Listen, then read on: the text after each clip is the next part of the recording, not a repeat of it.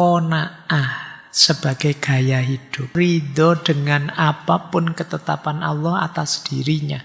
Merasa cukup dengan berapapun dan apapun yang diberikan oleh Allah. Bismillahirrahmanirrahim. Alhamdulillahirabbil alamin. Wassalatu wassalamu ala asyrafil anbiya'i wal mursalin. Sayyidina wa maulana Muhammadin wa ala alihi wa ashabihi wa man tabi'ahum bi ihsanin ila yaumiddin. Amma ba'd. Bismillah. Mari kita lanjutkan lagi ngaji kita. Kita lihat ya. Terus beliau melanjutkan, menengok sejarah. Kali ini dari buku Tasawuf Modern. Di zaman dinasti Abbasiyah dulu, ada orang atau golongan yang memisahkan diri. Jadi ini semacam sejarah lahirnya kelompok para sufi. Mereka merasa jemu melihat kekayaan yang bertimbun masuk ke dunia Islam, kehidupan yang sangat megah dan kemajuan yang menyebabkan kebingungan dan lalai. Ditambah lagi perbantahan ahli-ahli pikir dalam majelis istana yang kadang-kadang dapat menimbulkan sengketa dan pertengkaran lalu menyebabkan lalai mengerjakan ibadah. Jadi dinastinya sukses, negara kaya raya, orang-orang jadi lalai menikmati kemajuan, ditambah lagi orang-orang pinternya kerjaannya gegeran terus, debat terus, bantah-bantahan terus.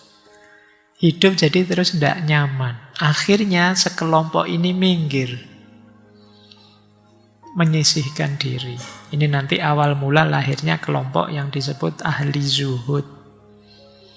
Mereka yang menyisihkan diri ini sebenarnya awalnya punya niat yang sangat baik. Tapi lama-lama dalam sejarahnya ada beberapa yang jalurnya agak melenceng. Mereka berjuang melawan tuntutan dunia dan tuntutan setan. Mereka berjuang melawan godaan dunia, godaan setan. Namun terkadang mereka memilih jalan yang berbeda dari apa yang diajarkan agama. Ada yang berlebihan. Kata Buya Hamka, ada kalanya mereka melarang diri melakukan hal-hal yang dibolehkan oleh Allah. Terlalu menyiksa dirinya. Bahkan ada di antara mereka yang menolak mencari makan, tidak mau kerja, wiritan saja, zikir saja. Urusan dunia nunggu dikasih orang. Memandang rendah uang tapi butuh. Membenci kekuasaan tapi nanti ya mendekat-dekat karena dia ada perlunya. Ada yang begitu. Jadi situasi semacam ini kadang-kadang kata Hamka pada akhirnya apa? Membuat umat terus terpecah-pecah. Beliau kalimat terakhir itu menarik. Karena umat Islam sudah terpecah belah, kemudian orang-orang berkualitas minggir karena semua jadi zuhud, sehingga tidak ada lagi senjata yang tajam untuk mengusir tentara Mongol ketika menyerbu wilayah Islam. Jadi semuanya nyufi, menjauh dari keramaian. Yang ada di tengah masyarakat orang-orang hedon yang menikmati kekayaan, tidak mau kehilangan kenikmatannya, dan orang-orang pinter yang pekerjaannya debat saja. Akhirnya lemah negara. Begitu diserang, tidak ada lagi senjata tajam. Nah ini gambarannya saat itu, karena pada akhirnya terus dinasti Abbasiyah kan jatuh, diserang oleh Mongol. Padahal orang pinternya banyak.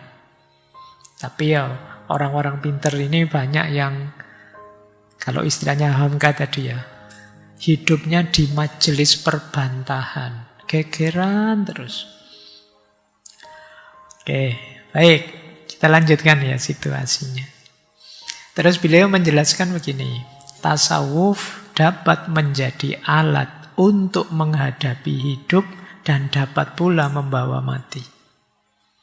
Membuat hidup, membawa mati itu membuat hidup tidak bergairah. Kalau salah strategi, salah memahami, juga bisa menjadi sangat bersemangat menghadapi hidup. Dengan tasawuf, orang-orang besar Islam di Indonesia, seperti Pangeran Diponegoro, Tuanku Imam Bonjol, Tengku Distiro, menentang penjajahan. Dengan tasawuf, Amir Abdul Qadir Al-Jazairi yang kita bahas 2 minggu yang lalu melawan Perancis. Makanya teman-teman saya kenalkan dulu dengan tokoh ini, biar kenal.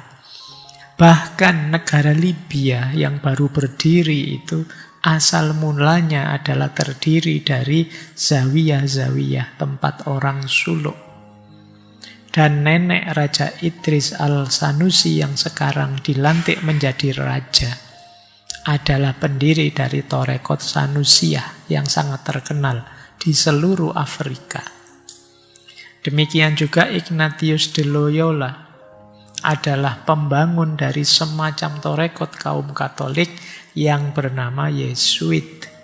Kaum Torekot yang didirikan oleh de Loyola inilah salah satu tenaga penting yang telah dapat mempertahankan faham Katolik dari keruntuhan seketika terjadi perlawanan hebat dari kaum Protestan. Jadi tasawuf bisa jadi energi yang luar biasa. Tetapi bukan pula sedikit kaum tasawuf di timur kita ini yang telah menyekat jalan kemajuan berpikir. Karena kemajuan perasaan tidak lagi seimbang dengan ilmu pengetahuan dan kecerdasan berpikir.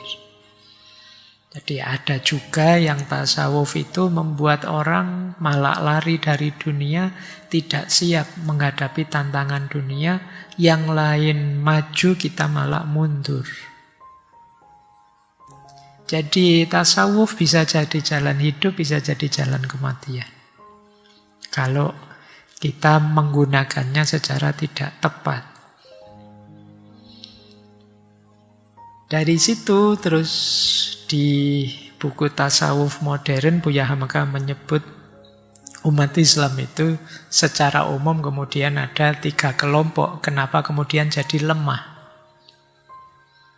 Saya tidak tahu sekarang ada berapa kelompok. Mungkin tambah banyak ya, karena kadang-kadang kita itu setiap kali ada masalah terus pecah. Ada faksi baru. Dulu mungkin yang milih nomor 1, nomor 2, nomor 3 kita pecah 3. Sekarang nambah pecah lagi. Yang pro ijazah, anti ijazah kita pecah. Ada apa saja kita pecah. Agak sulit. Kita mungkin sulit ya belajar berbeda, tapi tidak harus pecah, tidak harus bermusuhan. Tetap bersaudara itu rasanya kok berat. Saya baca di medsos-medsos itu militannya luar biasa. Nah, kata Buya Hamka begini. Umat Islam itu, ini masih di konteksnya Abbasiyah tadi ya. Sehingga mereka lemah terus gampang dikalahkan. Ada yang menjadi budak harta benda, merendahkan nilai keyakinan agamanya demi kepentingan harta benda. Fokusnya hanya pada harta saja, kemakmuran dirinya. Agama tidak terlalu penting. Kalau agama bisa membuat makmur, ayo. Kalau tidak. Ini kubu pertama. Nyari aman, nyari nyaman. Yang penting dia sejahtera. Fokusnya itu saja. Ada agama atau tidak ada agama, tidak masalah. Ada kelompok kedua. Ini orang-orang pinter tadi.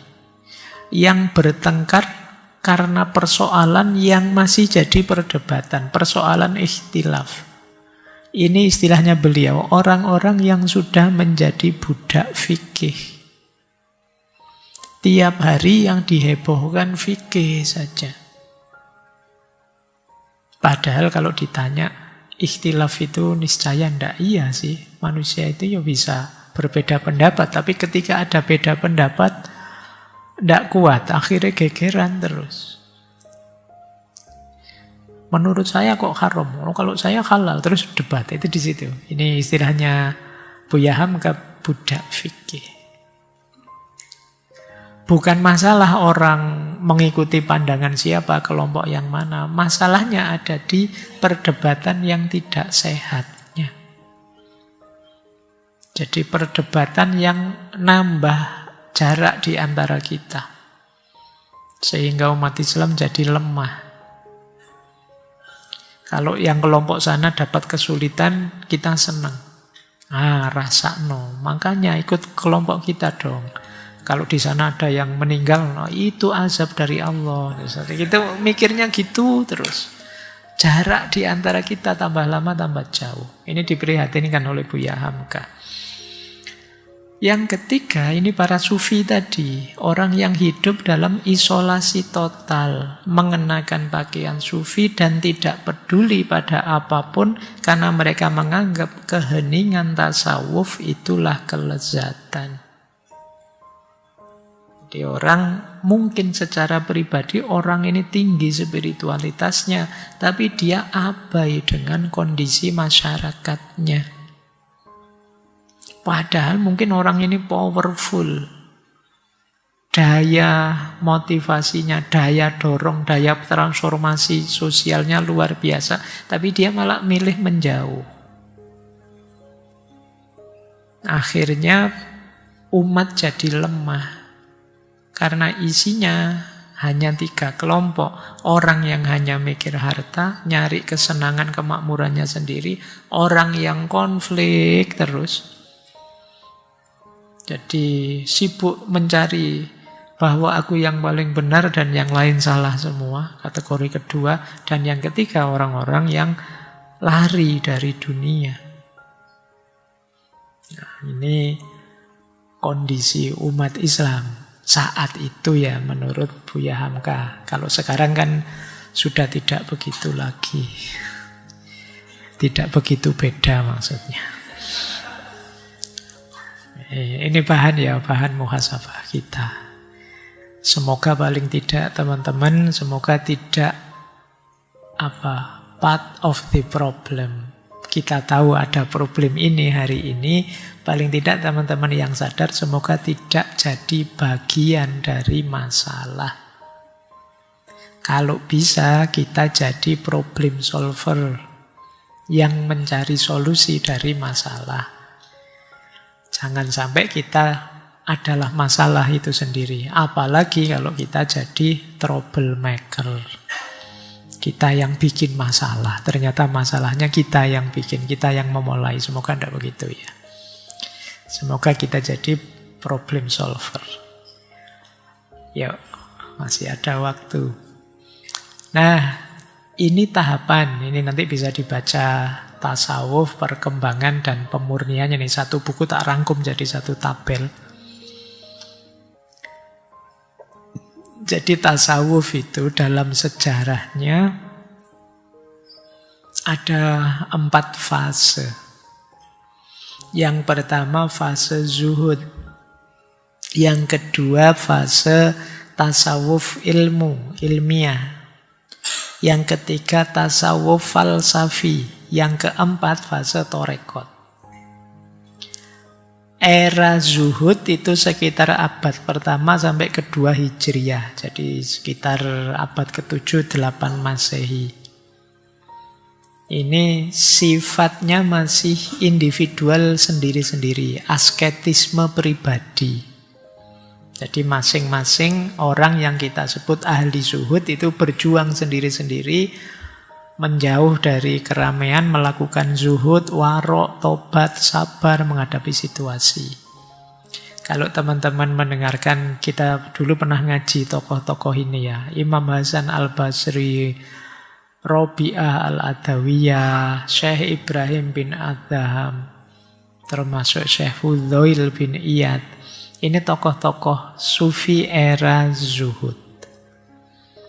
Jadi cerita-cerita mereka ya cerita-cerita aktivitas mereka ketika menjalankan hidup asketis. Jadi ini fase awal. Ya termasuk antara lain didorong tadi ya. Kehidupan duniawi yang berlebihan yang membuat mereka muak. Ada banyak kisah-kisah para sufi ini menjauh dari kemunafikan hidup, materialisme, dan lain sebagainya. Kemudian nanti abad ketiga sampai keempat mulai muncul, mungkin kita bisa sebut ya, ilmu tasawuf. Di era ini muncul konsep-konsep sistematis tentang tasawuf, apa itu sufi, mulai ditulis ajaran-ajaran tasawuf ini. Mulai muncul kitab-kitab tasawuf generasi awal. Di era ini kita kenal Syekh Junaid, Imam Haris Al-Muhasibi, Abu Yazid Bustami, dan lain sebagainya. Di sini mulai dikenal konsep makomat, ahwal, cara kita mendaki untuk sampai pada Tuhan. Bagaimana fana dan bako itu, ini fase kedua ini. Abad ketiga, keempat, Hijriyah, 9-10 Masehi. Setelah itu muncul tasawuf falsafi, abad kelima, 6 Hijriyah. Ini era ketika filsafat masuk dengan konsep-konsep metafisiknya. Kita kenal konsep insan kamil, wahdatul wujud, Nur Muhammad. Ini di fase ini. Tokoh-tokohnya Ibnu Arabi, Surawardi, dan lain-lain. Belakangan nanti, abad ke-13, mungkin sampai sekarang ya, budaya sufistik itu berubah jadi budaya torekot. Mulai terorganisir dalam satu lembaga namanya torekot. Ada sanatnya, ada mursyidnya, ada amalan-amalan pokok bakunya di masing-masing torekot. Baiat, zikir, tuntunan rohani, dan lain sebagainya. Kalau ini sudah mulai jadi lembaga sendiri. Ya tokoh-tokohnya kita kenal, tadi sedikit saya singgung, ada Syekh Abdul Qadir Al-Jailani, Thariqat Qadiriyah, Imam Abu Hasan As-Sazili, Thariqat Saziliyah, Syekh Bahauddin Naqsabandiyah, dan lain sebagainya. Ini fase terakhir. Jadi fase abad 13 sampai sekarang. Kalau Hijriyah ya 7 Hijriyah. Abad ke-7 Hijriah berarti tahun 700-an sampai sekarang. Jadi ini kalau teman-teman ingin paham rutenya. Tadi kan ada tasawuf yang akhlaki, amali, falsafi.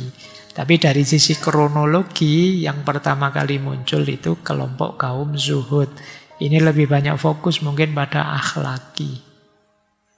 Terus muncul tasawuf yang lebih tertata secara ilmu. Kemudian muncul yang falsafi dan pada akhirnya mengkristal jadi thariqat. Kalau dilanjutkan lagi nanti beberapa thariqat mulai ada yang disebut berlebihan, melenceng dan lain sebagainya. Terus muncullah gagasan yang kita bahas bulan ini, yaitu neo-sufisme, pembaruan dalam tasawuf. Baik. Saya tambah beberapa ya, nanti setelah itu kita tanya jawab. Ini baru definisi.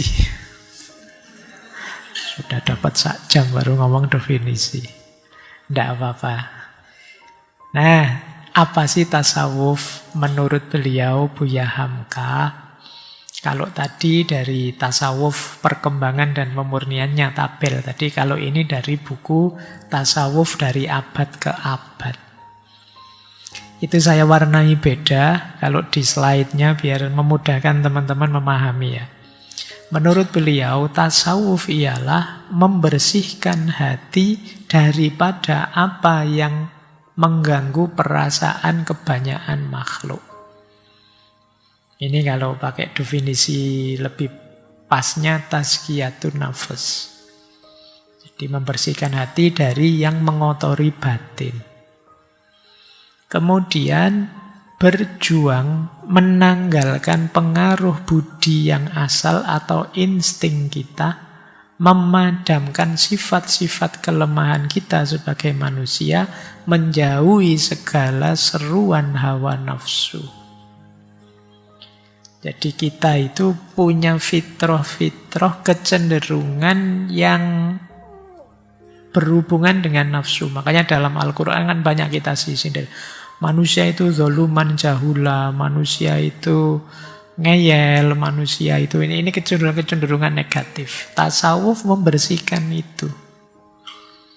Kalau sudah bersih, mendaki sifat-sifat suci kerohanian, bergantung pada ilmu-ilmu hakikat, memakai barang yang lebih penting dan lebih kekal.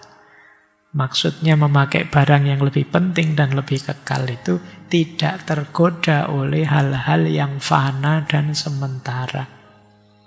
Setelah bersih, diisi dengan hal-hal yang positif, kerohanian, yang hakiki, meninggalkan yang sementara. Menarik, beliau juga menyebut menaburkan nasihat pada sesama umat. Jadi sufi itu ya jangan egois, jangan berkualitas sendiri, tapi juga menebarkan kualitas pada sesama. Memegang teguh janji dengan Allah dalam hakikat dan mengikuti Rasulullah dalam syariat. Ini sama seperti tokoh-tokoh sebelumnya ya. Ya hakikat, ya syariat.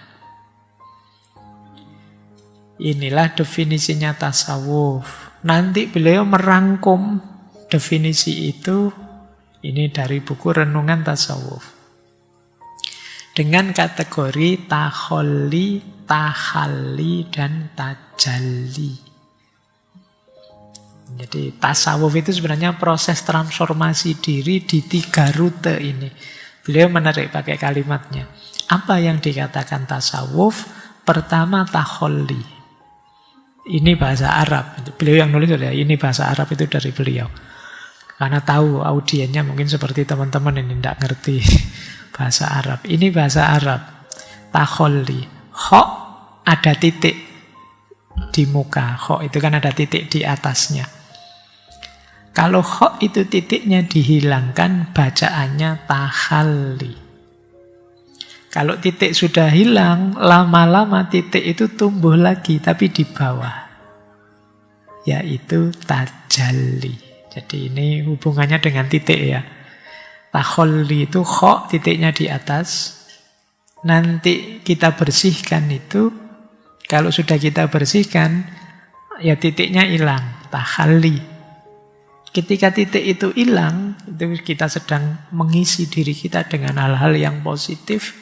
Setelah itu lama-lama kalau kita isi terus dengan yang baik, yang positif akan tajalli. Apa arti takholli? Bebaskan dirimu, bersihkan dirimu dari sifat-sifat yang tercela. Nah, jadi takholli itu pembersihan. Kemudian tahalli. Tahalli itu menghapus titik, hilangkan jadi hapus titik itu. Jadi tahalli itu, kata beliau ya, engkau berhias, engkau jadi bagus, karena yang buruk sudah tidak ada lagi. Engkau berusaha siang malam mendidik dirimu untuk itu. Jadi setelah bersih, kita isi dengan amal baik, kita isi dengan hal-hal yang positif. Kalau sudah diisi, lama-lama titik itu muncul lagi, tapi di bawah. Itulah tajalli. Tajalli berarti kita bisa merasakan hadirnya Allah dalam hati. Kelihatan Allah dalam hati, bukan di mata, tapi terasa di hati bahwa Dia ada. Itulah tajalli. Jadi takholli, tahalli, dan tajalli. Baik, Kita lanjutkan biar nanti tuntas. Kemudian beliau membedakan 4 hal ini. Ini saya sampaikan biar teman-teman ngerti definisi pasnya ya. Jadi rutenya tasawuf itu syariat, thariqat, hakikat, dan makrifat. Ayo kita pahami pelan-pelan. Syariat itu, ini saya kutip langsung dari buku beliau ya.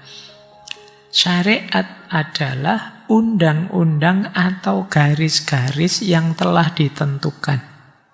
Termasuk ke dalamnya hukum halal dan haram, yang tersuruh dan yang terlarang, yang sunat dan yang makruh. Termasuk di dalamnya segala amalan yang lain, sholat, puasa, zakat, haji, jihad di jalan Allah, menuntut ilmu, dan lain sebagainya. Segala perbuatan yang dikerjakan oleh seorang Islam tidak boleh keluar dari satu garis hukum, sekurang-kurangnya mubah, artinya boleh mengerjakan. Jadi ini aturan, ini rumus, ini undang-undang untuk kita sebagai seorang muslim, itu syariat namanya. Jadi dasarnya tasawuf itu diawali harus dari syariat. Maka kita harus tahu ilmunya, mana boleh, mana tidak boleh, mana halal, mana haram. Apa yang harus kita lakukan, apa yang harus kita jauhi. Mana yang levelnya wajib, mana sunnah, mana mubah, mana makruh, mana haram. Sekurang-kurangnya kita melakukan yang mubah saja. Kalau yang makruh, kalau bisa ya kita hindari. Nah ini syariat namanya. Kalau sudah paham syariat, kita jalani. Ketika kita menjalankan syariat, itulah thariqat. Jadi thariqat itu syariat yang kita kerjakan dengan cara tertentu yang pas, yang sesuai. Sehingga tidak tersesat, tidak salah tujuan. Syariatnya benar, tapi cara menjalankannya keliru, bisa meleset. Sholat yang tujuannya tidak Allah, puasa yang pamrihnya hanya diet saja misalnya. Nah ini thariqatnya salah. Jadi haji hanya untuk cari gelar hanya saja. Misalnya ini thariqatnya salah berarti. Nah, syariat perlu thariqat. Kalau thariqatnya salah, syariatnya kehilangan makna. Ikhtiar menempuh jalan thariqat itu kalau dalam tasawuf kan kita kenalnya suluk. Disinilah kita mulai memasuki ilmu batin. Disinilah diatur syarat-syarat perjalanannya. Nah ini nanti kita kenal. Ikhlas, muraqabah, merasa diawasi Allah, muhasabah, introspeksi terus, tajarrud, melepaskan diri dari dunia, hub, cinta pada Allah. Mari sholat yang khusyuk. Nah, khusyuk itu thariqatnya. Mari puasa sambil mengendalikan diri, thariqatnya. Jadi thariqat itu jalan yang kita tempuh untuk mewujudkan syariat.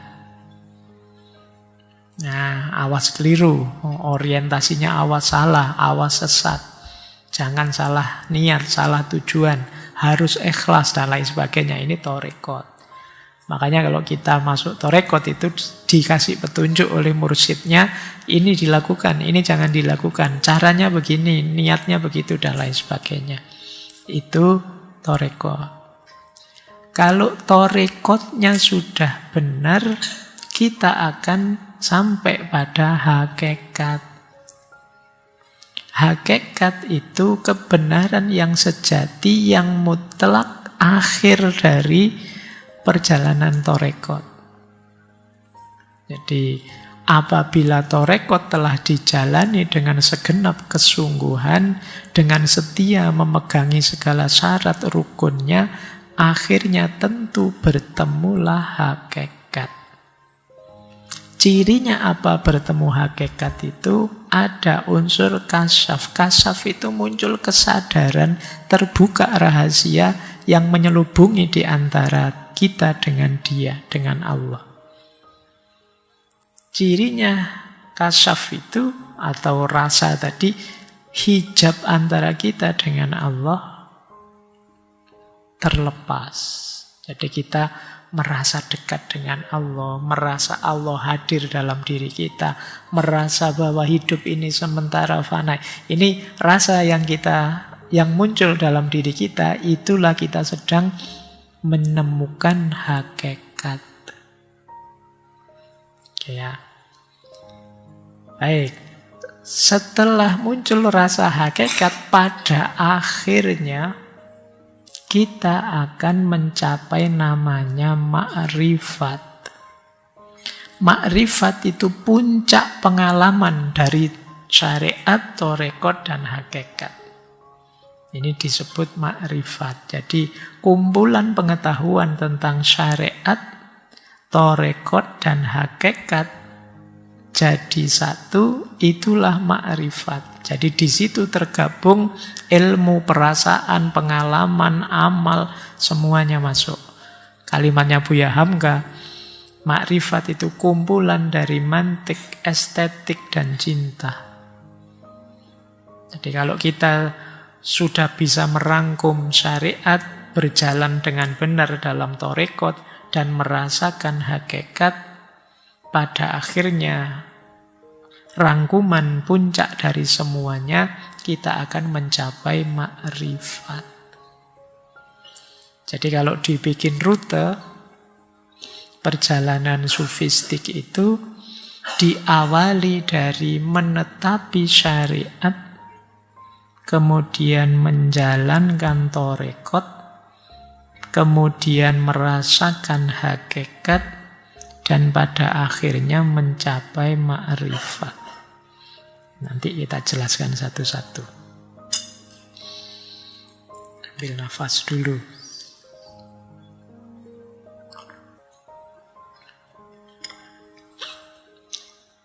Jadi yang paling awal menetapi syariat.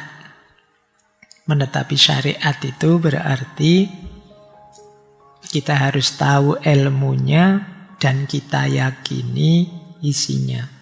Itu menetapi syariat. Setelah itu menjalani tarekat. Menjalankan tarekat itu ya seperti tadi, jangan berhenti di sekedar tahu dan yakin, tapi kita jalankan isinya syariat dengan benar, lahir dan batin, itu tarekat. Kalau kita jalankan dengan benar, tidak hanya lahirnya juga batinnya, ya ikhlasnya, ya khusyuknya, pada akhirnya kita akan merasakan hakikat. Disitulah beragama jadi nikmat. Ibadah itu rasanya luar biasa. Kenapa? Kita merasakan hakikat. Dan kalau sudah sampai di hakikat, puncak rasa, kita akan sampai pada namanya ma'rifat. Di situ tergabung jadi satu antara syariat, tarekat, dan hakikat. Jadi ini ilustrasi dari Buya Hamka tentang perjalanan sufistik. Baik, saya lanjutkan ya. Saya jelaskan ringkas, semoga 10 menit selesai. Karena sudah janji tanya jawab. Dan seperti saya bilang, meskipun materinya panjang dan mulainya agak telat, tapi kan selesainya harus on time. Ya, kalau selesainya molor, kasihan nanti teman-teman ya. Nah, dari buku tasawuf modern itu, kalau saya simpulkan ya, ini rangkuman, saya highlight saja isi buku itu. Hidup sufistik yang tidak berlebihan, yang kemarin kita menyebut pakai istilah neo-sufisme, versi Buya Hamka itu seperti apa sih? Di catatan saya yang paling pokok ini. Yang pertama tentu saja diawali dari ilmu akal. akal yang mau berpikir untuk memahami dan membedakan. Jadi akal kita itu harus tetap kita hidupkan, karena dia yang bisa memahami dan juga membedakan. Furqan, ini baik, ini buruk, ini benar, ini salah, itu akal. Akal yang bekerja, kemudian yang kedua nafsu yang terkendali. Jadi ya nafsu itu manusiawi, manusia punya nafsu sampai batas tertentu diperbolehkan menuruti dorongan nafsu, tapi harus tetap dikendalikan. Begitu menabrak aturan, apalagi yang syariat tadi, bisa menghancurkan orang yang melakukannya. Jadi nafsu yang terkendali. Yang ketiga, ikhlas sebagai motif dari tindakan. Jadi akal yang tajam, nafsu yang terkendali, ikhlas sebagai motif segala tindakan. Berarti tujuannya Allah saja, lillahi ta'ala. Terus yang keempat, qanaah sebagai gaya hidup. Gaya hidup qanaah itu nanti di buku tasawuf modern banyak dijelaskan. Sumbernya orang bahagia itu qanaah. Qanaah bukan berarti pasif diam saja, tidak ikhtiar. Qanaah itu ridho dengan apapun ketetapan Allah atas dirinya. Pak, saya sudah ikhtiar, oleh Allah ternyata ditakdir gagal. Saya terima, Pak, apapun yang ditakdirkan Allah. Ini jiwa yang menerima, yang qanaah. Merasa cukup dengan berapapun dan apapun yang diberikan oleh Allah.